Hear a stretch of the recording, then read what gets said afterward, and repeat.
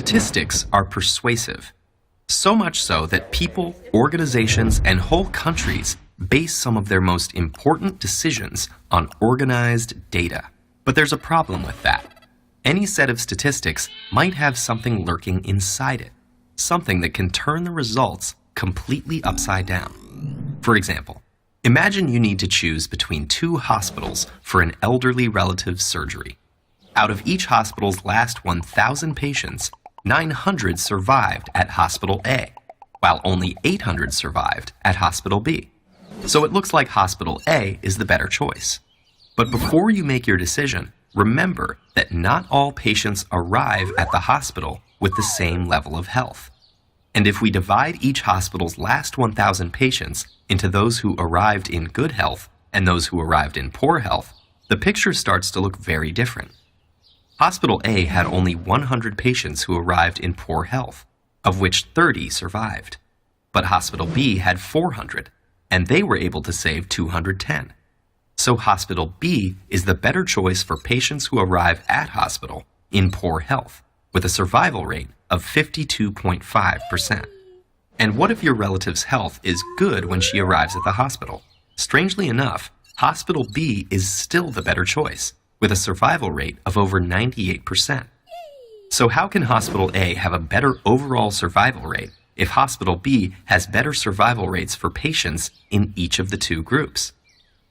What we've stumbled upon is a case of Simpson's paradox, where the same set of data can appear to show opposite trends depending on how it's grouped.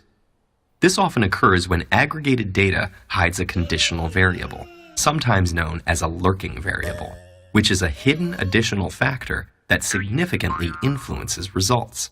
Here, the hidden factor is the relative proportion of patients who arrive in good or poor health.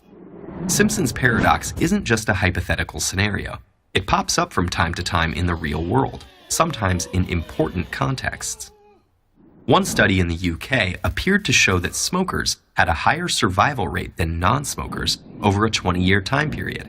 That is, until dividing the participants by age group showed that the non-smokers were significantly older on average, and thus more likely to die during the trial period, precisely because they were living longer in general.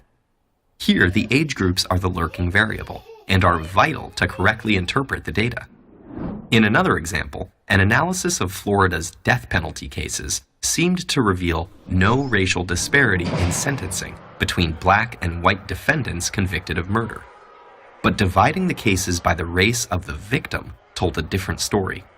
In either situation, black defendants were more likely to be sentenced to death.